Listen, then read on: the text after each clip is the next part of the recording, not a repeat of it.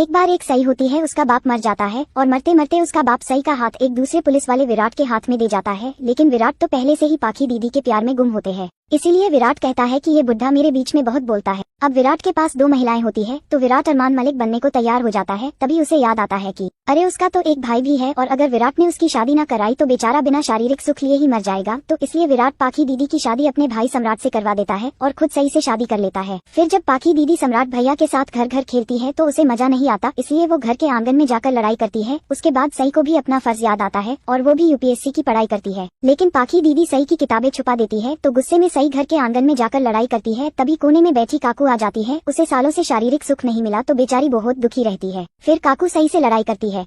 अगले दिन उनके घर में बिजली चली जाती है, तो मनोरंजन के लिए वो आंगन में आकर लड़ाई करते हैं। फिर उनके घर में दूध उबलकर बाहर गिर जाता है, तो आंगन में आकर लड़ाई। पानी नहीं आया, चलो लड़ाई करे। पाखी दीदी के पति को सांस नहीं आ रही, तो आंगन में लड़ाई। पाखी दीदी का पति मर गया, आंगन में लड़ाई। फिर जब पाखी दीदी को शारीरिक सुख नहीं मिलता तो वो सोचती है कि कहीं उसकी हालत काकू जैसी ना हो जाए, इसलिए वो आंगन में आकर लड़ाई करती है और विराट को सई से अलग होने को बोलती है। तो विराट सई के साथ घर घर खेलने के बाद अपना देवर होने का फर्ज निभाने के लिए सई को छोड़ देता है और पाखी दीदी के साथ घर घर खेलता है। लेकिन फिर उसे सई का पति होने का फर्ज याद आता है और वो पाखी दीदी को छोड़ देता है और सई के साथ घर घर खेलता है। फिर सई, विराट और पाखी के बच्चे हो जाते हैं और फिर वो मर जाते हैं। अब उनके बच्चे आंगन में लड़ाई करते हैं, लेकिन काकू को अभी भी शारीरिक